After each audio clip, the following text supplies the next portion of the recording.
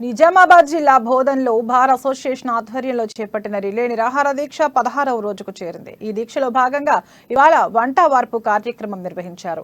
బోధన్ను జిల్లాగా ప్రకటించే వరకు రిలే దీక్ష కొనసాగుతుందని బార్ అసోసియేషన్ అధ్యక్షుడు గంగారెడ్డి అన్నారు. బోధన్ను జిల్లాగా ప్రకటిస్తే ప్రజలకు ఎంతో మేలు జరుగుతుందని, బోధన్కు ఎంతో చరిత్ర ఉందని గంగారెడ్డి అన్నారు. తెలంగాణను ఏ విధంగా అయితే సాధించుకున్నామో అదే విధంగా అన్ని వర్గాల ప్రజలు కృషి చేసి బోధన్ను జిల్లా కేంద్రంగా సాధించుకుందామని గంగారెడ్డి పిలుపునిచ్చారు.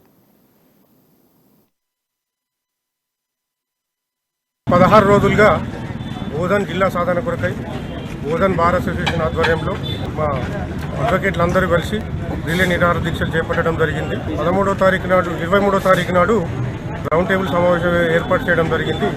ఈరోజు నిరసనలో భాగంగా వంట వార్పు కార్యక్రమం ఏర్పాటు చేయడం జరిగింది. దీనికి అన్ని వర్గాల మద్దతు లభించింది. అన్ని పార్టీలు, కుల సంఘాలు, కార్మిక, కర్షక అందరూ వచ్చి మద్దతు తెలిపి భోజనం చేయడం జరిగింది. ముందు కూడా ఇలాగే వివిధ నిరసనలు తెలియజేస్తూ ఈ కార్యక్రమాన్ని ముందుకు తీసుకుపోతాం.